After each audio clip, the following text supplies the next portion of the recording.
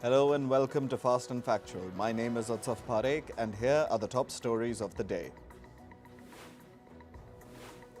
An Israeli airstrike in western Gaza allegedly killed a senior official of the Hamas-run government. According to Hamas, Gaza's Deputy Minister of Labor, Ehab al-Ghuzyan, died in a strike on a school yesterday. The strike also killed 3 other civilians. Hezbollah claims to have launched its largest air attack on Israel. The Lebanon-based group has said that it sent multiple explosive drones to an Israeli intelligence base at the disputed Golan Heights region. The Israeli military said that a drone fell in an open area at Mount Hermon, but no injuries were reported. Political uncertainty looms large in France as no political party has won an absolute majority after yesterday's parliamentary election. There are a total of 577 seats in the French parliament. The left-wing New Popular Front, or NFP, has emerged as the winner of the election after securing 182 seats. French President Emmanuel Macron's centrist alliance came second with 168 seats. And marking a major shift from the round 1 results, Marine Le Pen's far-right National Rally, or RN party, has won only 143 seats. France is staring at a hung assembly with 3 different camps in parliament.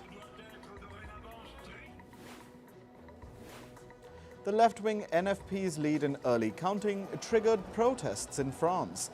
Protesters hit the streets in Paris, setting off flares and torching garbage on the roads. The demonstrators also clashed with the riot police. Thousands of locals marched against mass tourism in Barcelona. They were protesting against the large number of tourists flocking to the city. Barcelona residents blame mass tourism for skyrocketing house rents and claim that it has made the city unlivable. The protesters also fired water guns at tourists who were eating at outdoor restaurants. India's Prime Minister Narendra Modi is on a 2-day visit to Russia. He's going after an invitation from Russian President Vladimir Putin. The 2 leaders will discuss the multifaceted Indo-Russia ties and regional and global issues of mutual interest. The meeting will take place at the 22nd annual summit between India and Russia. Rahul Gandhi, India's leader of the opposition in the lower house of parliament, is in the northeastern state of Manipur. He met displaced people at relief camps in Jiribam. Thousands of people in Manipur have been displaced due to ethnic violence, which has been taking place for over a year. A BMW car rammed into a 2-wheeler yesterday, killing a 45-year-old woman in Mumbai. The car's driver, Mihir Shah, is on the run. The accused is the son of Rajesh Shah, a member of the party led by Maharashtra's Chief Minister Eknath Shinde. Rajesh Shah was detained by the police after the accident. Japan and the Philippines have signed a key defense pact. The deal allows for the deployment of soldiers on the other country's soil. The agreement has been signed amid concerns of Chinese aggression in East and Southeast Asia. Bangladesh's Prime Minister Sheikh Hasina is on a 4-day visit to China. The trip marks her 5th visit to the country. She is scheduled to meet Chinese President Xi Jinping. The 2 countries will reportedly sign at least 20 memorandums of understanding or MOUs. They will focus on areas ranging from banking to trade and investment. The US has withdrawn its troops from a base in the West African country of Niger.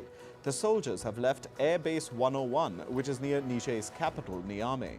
After this, the US troops will exit from the $100 million drone base near the desert city of Agadez.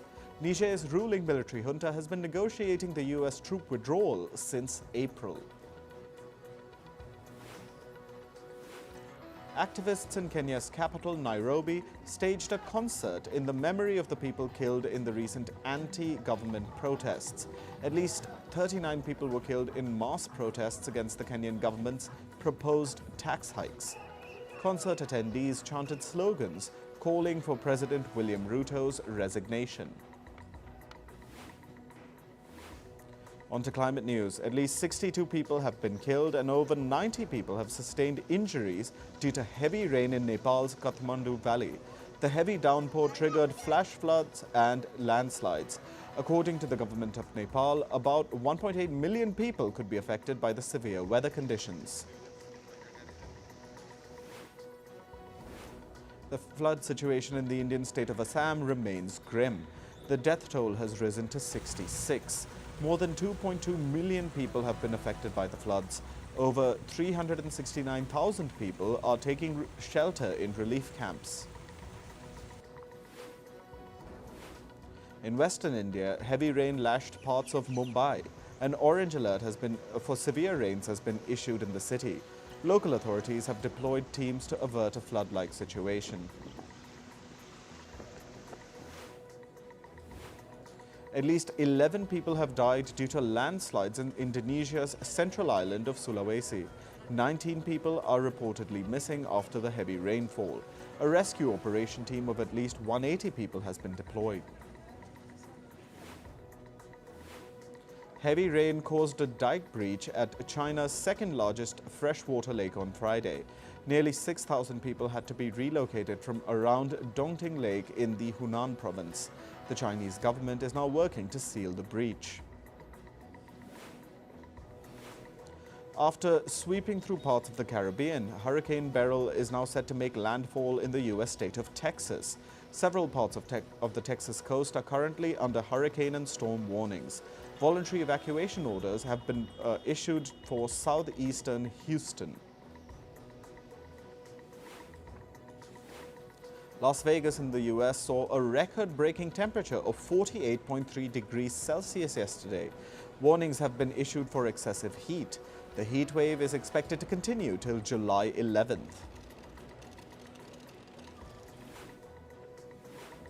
As per the European Union's climate monitoring service, June 2024 was hotter than any other June on record. June brought extreme heat to several parts of the world, from Saudi Arabia to Greece. Scientists say that 2024 could be the world's hottest year so far. On to business and tech news. Boeing has agreed to plead guilty to charges of criminal fraud conspiracy in the U.S. This comes after the U.S. Justice Department accused the plane maker of violating a 2021 settlement deal. The settlement deal shielded Boeing from being criminally charged for 2 fatal crashes of its jets that killed over 340 people. However, the 2021 deal had required the plane maker to improve its safety and compliance standards. Britain's new government, led by Keir Starmer, says it will prioritize jobs in its deals with Tata Steel. Last year, the Rishi Sunak-led government agreed to invest over $64 million in a Tata Steel plant in the country. This was to help it transition to green energy. However, the deal could not be formalized. As part of the deal with the previous government, Tata Steel had planned to cut 2,800 jobs in the UK. In Japan, official data shows that the average income of workers surged by 2.5% in May this year. This is the fastest pay hike Japanese workers have seen in the past 31 years. It has been attributed to new wage deals between workers' unions and top Japanese firms in 2024. Samsung Electronics workers in South Korea have begun a 3-day strike. The workers are demanding better pay and more annual leave. The strike is led by a union representing nearly 30,000 Samsung workers. The union called a 1-day strike last month. It was the first workers' strike in Samsung's 55-year history. South Korean battery maker LG Energy Solution has reported a 58% drop in profits for the second quarter. The firm's profit dropped by 58% when between April and June compared to the same period last year. LG Energy Solution said that lower demand from automakers led to the profit slump. The firm supplies electric car batteries to automakers like Tesla and General Motors. Meanwhile, another South Korean electric vehicle battery maker, SK On, is also facing challenges. As per reports, SK On has incurred losses for 10 consecutive quarters. The firm's CEO has announced several cost-cutting measures. SK On is owned by the giant South Korean conglomerate, the SK Group. It was set up as a separate company in 2021. Since then, SK On's debt has skyrocketed from $2.1 billion to over $11.3 billion. According to reports, tech giant Apple may soon start manufacturing its iPads in India. The firm already produces its flagship product, the iPhone, in India through Foxconn and Tata Electronics. Apple is now looking to bring more of its production to the country. In 2021, Apple had proposed to start manufacturing iPads in India with China's BYD. However, the proposal was blocked at the time due to geopolitical concerns. American entertainment company Paramount Global has agreed to merge with the production firm Skydance Media. The deal is valued at over $8 billion. The merger will grant Skydance access to Paramount's array of media assets. This includes the streaming service Paramount Plus and television channels such as Nickelodeon, MTV, and Comedy Central. Meanwhile, reports say that Paramount Global is planning to reduce its workforce. The firm plans to continue to cut costs until its merger with Skydance Media is completed. This includes a headcount reduction. However, the scale of layoffs has not been revealed. Nick Storonsky, the founder and CEO of British fintech firm Revolut, is reportedly looking to sell a part of his stake in the company.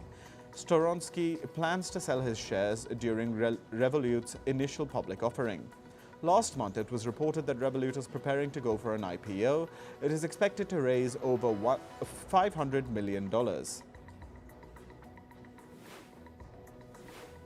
Moving to sports, we start with cricket. Rohit Sharma will be captaining India for the Champions Trophy 2025. This was confirmed by India's cricket board. The Champions Trophy is slated to be held in Pakistan from February to March 2025. Rohit Sharma will also continue to lead the Indian team in the World Test Championship final. India defeated Zimbabwe by 100 runs in the second T20 international match at Harare. India decided to bat first. The team, led by Shubman Gill, posted 234 for 2 in their 20 overs. India's Abhishek Sharma scored his maiden century and Rinku Singh contributed with 48 runs. Zimbabwe were all out at 134 runs in 18.4 overs during their run chase. The two sides are playing a 5-match T20 international series, with the score currently tied at 1-all. In football, Uruguay have entered the semi-finals of the Copa America after knocking out Brazil. Their game with Brazil ended in a goalless draw during regular time. The match proceeded to penalties, where Uruguay beat Brazil 4-2. Uruguay now face Colombia in the last 4 clash. In the UEFA Euro 2024, England have made it to the semi-finals. Gareth Southgate's team clashed against Switzerland in the quarter-finals. The match was pushed to penalties after the two teams were tied at 1-all. England then defeated the Swiss team 5-3 in a dramatic shootout. Saudi Pro League clubs are reportedly eyeing some star players from the English Premier League champions Manchester City.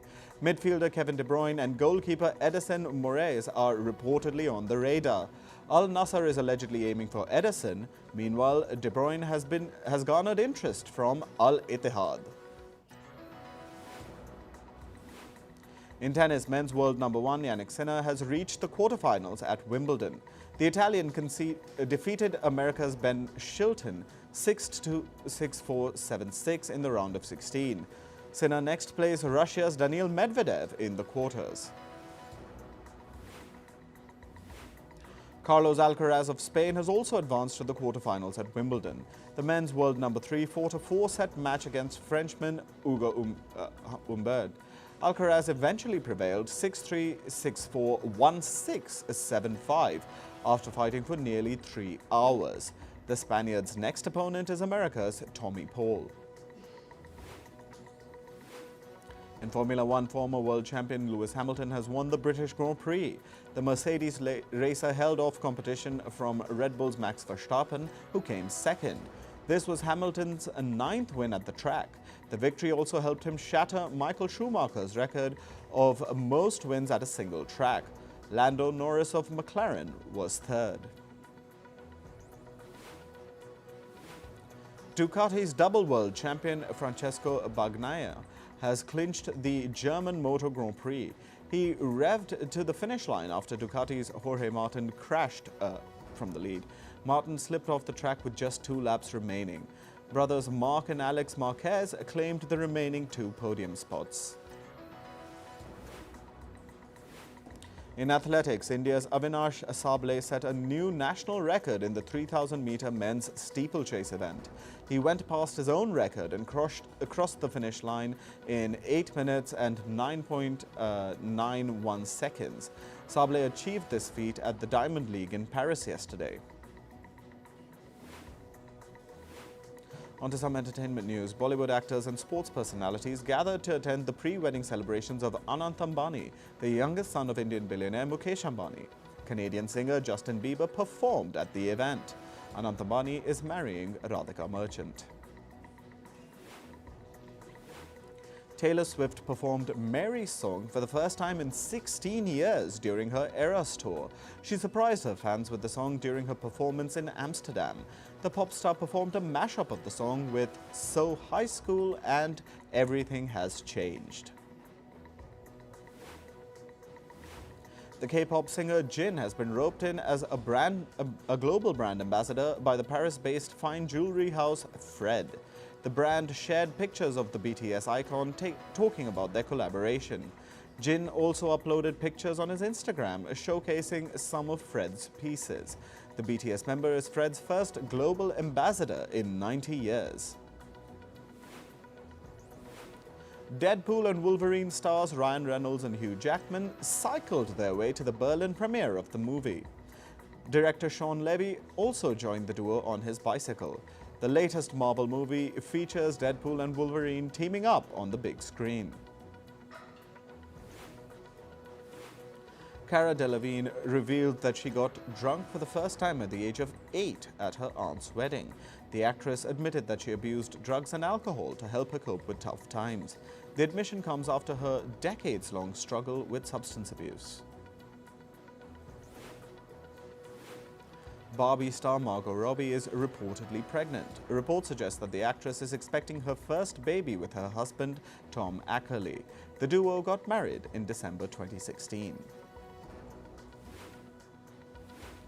Britain's Prince William is all set to feature in a 2-part ITV documentary series. The documentary is titled Prince William, We Can End Homelessness. The British royal will be speaking to homeless people to bring their stories to the forefront. The documentary will be aired this autumn. John Landau, the Oscar-winning producer of Titanic and Avatar, died of cancer last week. The 63-year-old was behind 3 of the top 4 highest-grossing movies of all time. He was a long-time producing partner for James Cameron. The trailer of the Brad Pitt and Damson Idris starrer F1 has been released. The trailer first debuted during the Formula One British Grand Prix yesterday. It shows the duo stepping behind the wheel. Despicable Me 4 earned over $122 million in the US box office over its first 5 days of release. The movie opened last Wednesday, allowing it to fully capitalize on the 4th of July holiday in the US. The film has earned over $229 million globally.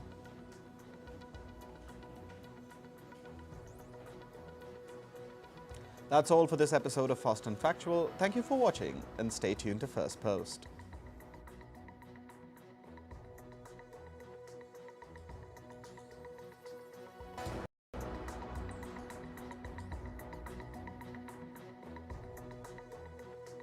Hello and welcome to Fast and